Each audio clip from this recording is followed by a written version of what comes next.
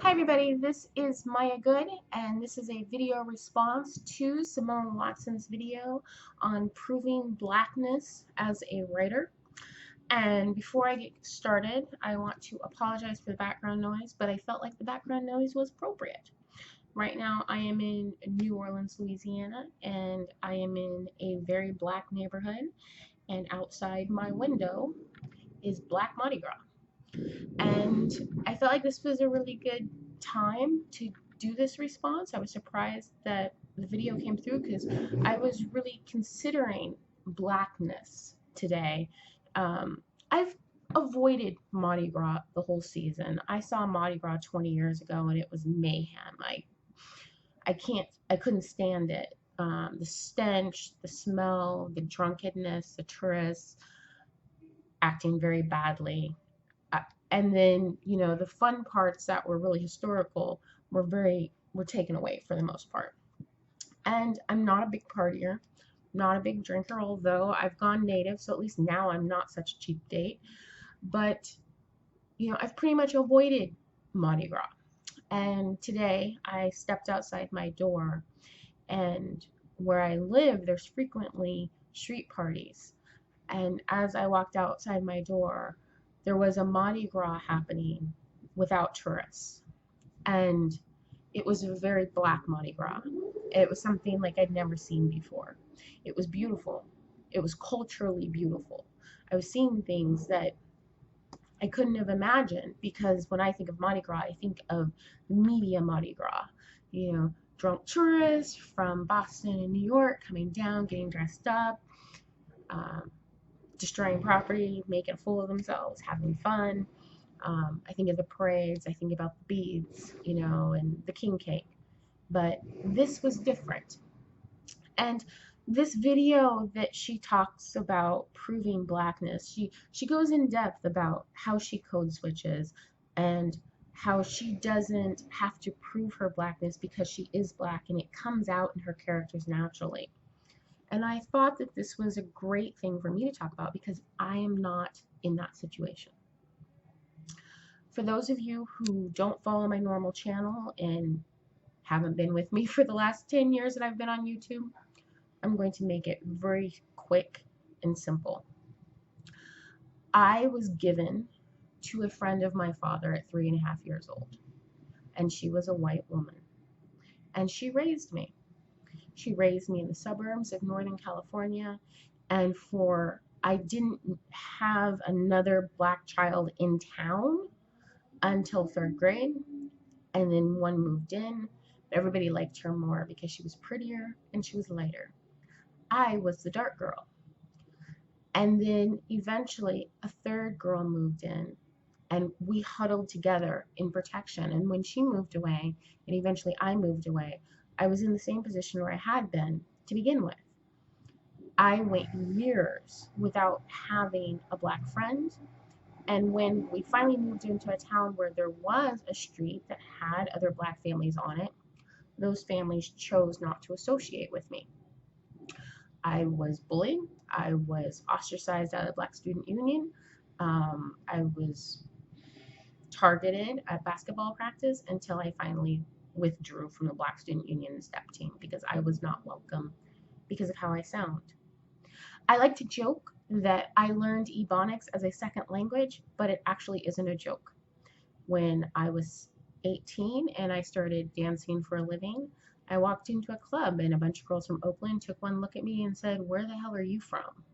And luckily, one of those women pulled me aside and kind of protected me and took me under her wing. And that was my first experience, really, of being around other black people. I had had a very short couple days experience in a foster home with a black family, and it was culture shock for me. I had never had a hot comb on my head, and so I was in first grade and I associated that pain with black women because I had never known another black family really. At 18 years old, here I am, I'm working in this club, and I am suddenly surrounded by blackness, and I am watching it like a journalist on the outside, and I am investigating this. I'm trying to figure out what it is that they have that I don't have. And gradually over time, I learned how to code switch, but not very well. My AVE grammar sucks. It's getting better, but it's pretty bad. And I've learned that that's okay. Even after that case, when I moved to New York, my roommate was white, well, Armenian, but she was on the white side of Armenian. The girls I worked with at the club in Long Island, they were all white because most of the strip clubs only would hire 2 girls that were black. There was this business decision that was really common in strip clubs in the 90s, where if you only had one black girl on the rolls, she would be overworked and customers would complain. If you had more than 2 girls, then it was considered a black club and none of the black girls would make any money, and it was considered to bring down the clientele of the whole club. So most clubs, they wanted to have 2 black girls on staff. So I was surrounded by white strippers for years. The one time I worked in a black club, I was so out of place that the bouncer told me I didn't belong there, and when I left at the end of the night, he escorted me home because he didn't want me leaving the club on my own. I stood out so badly that I had to work in mixed clubs because when I worked in black clubs, I was very much a target, and it was problematic as far as safety is concerned. So knowing all this about me, when I moved back to Northern California to raise my kids, I moved close to mom, which again put me right back in a white area. And I worked hard to find my kids the best schools, which again kept me in a white area. I've never been a part of black culture until now. Moving to New Orleans has shown me parts of black culture that I've never experienced before. It has changed me in a really intrinsic way. This is the first time in my life where I have been around black people that were unapologetically black and surrounded by other black people, where nobody was code switching because there was somebody else there watching. And it has been an amazing experience. So when it comes to proving myself as a black writer, this becomes really messy because I am black, and the way that society responds to me is as a black woman. But culturally, I am very much an immigrant. And I'm learning. I'm constantly learning. A few years ago, I did a YouTube video that got a lot of commentary from the black community coming in, and they were calling me mixed, and they were calling me light-skinned, and they were using it as insults. And they were very disparaging remarks that actually made me leave YouTube for 6 months. I didn't explain why that affected me so much. That was the first time anyone had actually ever called me light-skinned, ever. Where I grew up, I was dark. And when I moved and I was surrounded by other black people, they couldn't place me because I didn't look mixed, but I didn't look like them. I looked like New Orleans. I didn't look like the black families that lived on West 3rd. And so all of a sudden I was being accosted with all these accusations that I didn't understand at all. I didn't have the cultural language or the cultural reference to understand. There are little things that happen that go right over my head when I am in Manchu and I'm ordering something and guys come up to me and they try to talk to me. I don't necessarily understand the things they're saying or insinuations or body language. It's very foreign to me, and I work really hard to understand it, both for myself but also for my characters. I think it's important when I write a character, that character is intrinsically that character. So it doesn't matter if I'm writing a white character, a black character, an Asian character, a woman, a male, does not matter. That character needs to be fully that character. And in some respects, never having felt part of a culture ever has given me some benefits as a writer, because I've spent my whole life trying to observe and understand what this thing called culture is. I, while I wasn't raised culturally black, I can't say I'm culturally white either, because I was never accepted. I was always the poor little black girl that was rescued by so and so. So, in some respects, it has made me a much better writer.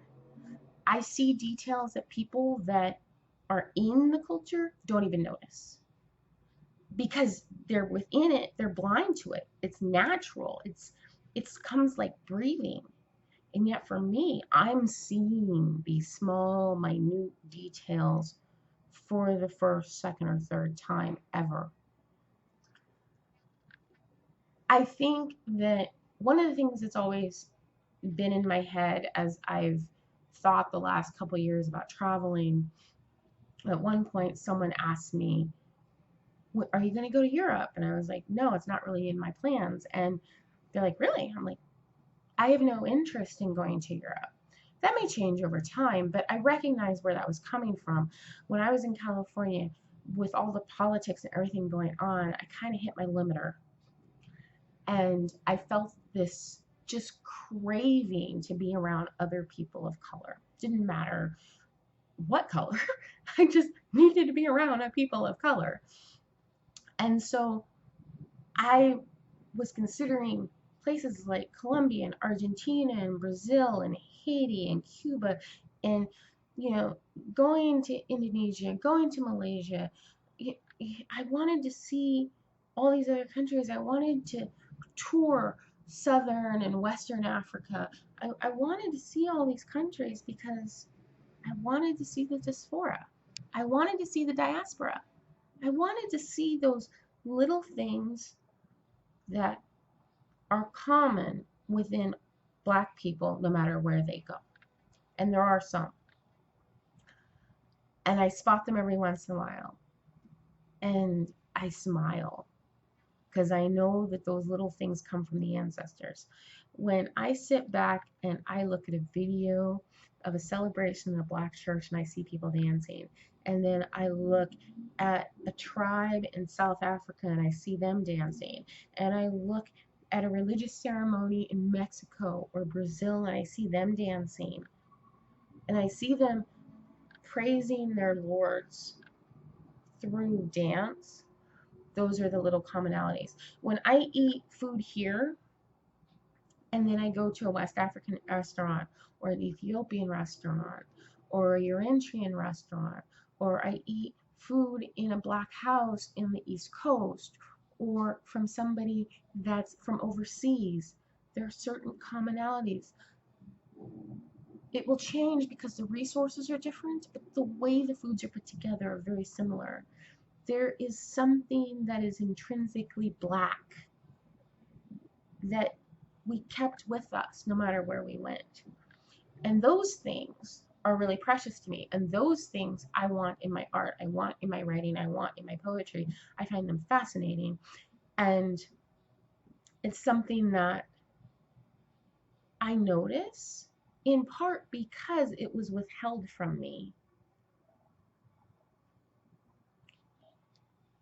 As I was getting my bachelor's degree, I was studying psychology, and at my school we had to do a thesis in order to graduate. And I know a lot of schools, they actually don't even allow undergrads to do a thesis, but at my school it was mandatory.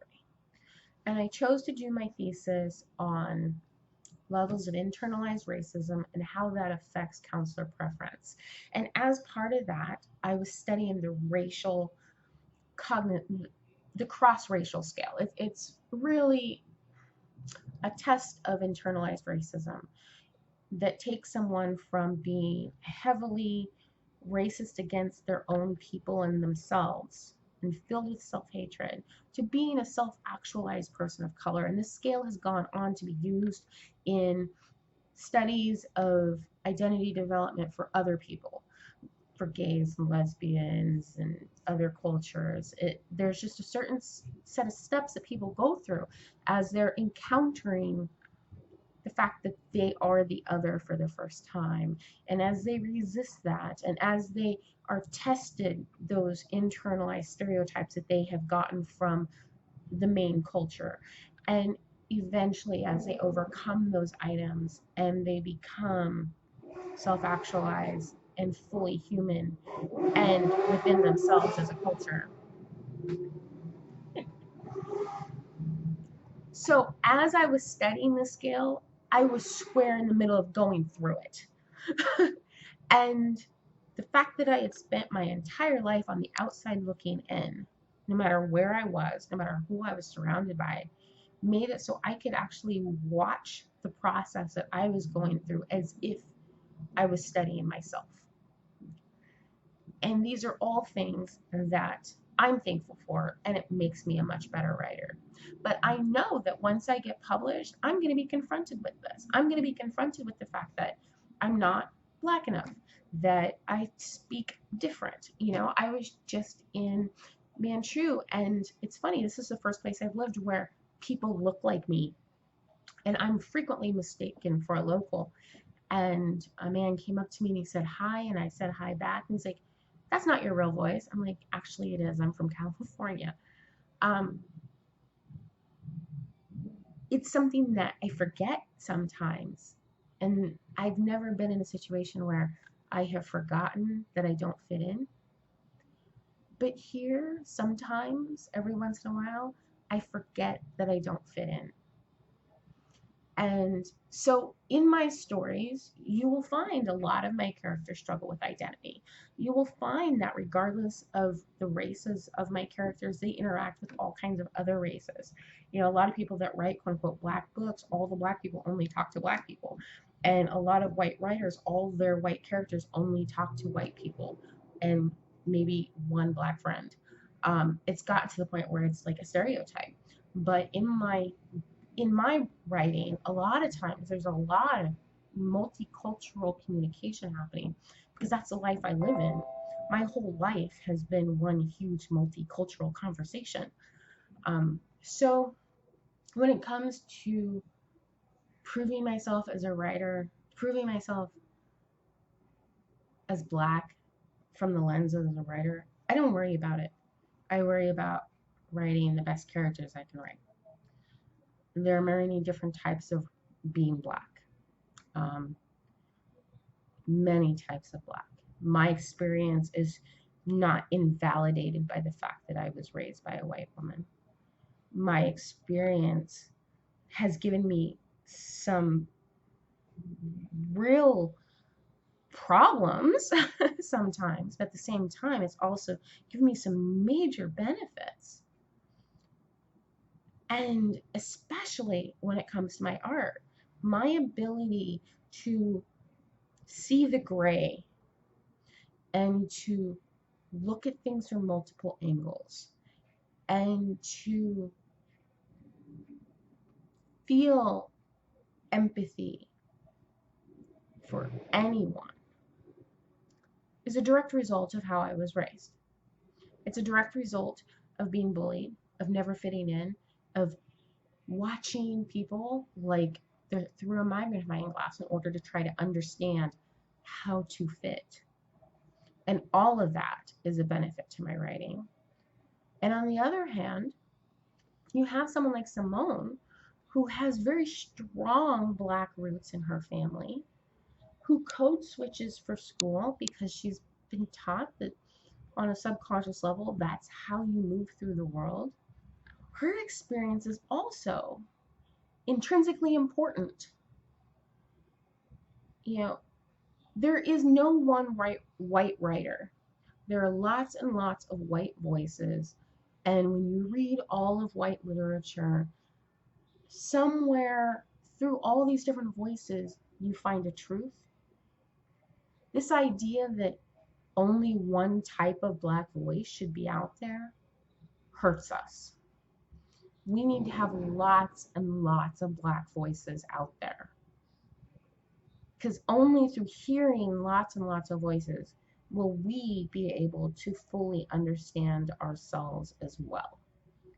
Outside of our communities, outside of our own families, but as a whole, as a diaspora, as a people, I want to understand those differences and those similarities because there's beauty in them. There's a lot of beauty in them. And I don't get why it's okay for other cultures to do that. But somehow, when it comes to us, unless you hit all these bullet points, you're not Black enough to be heard.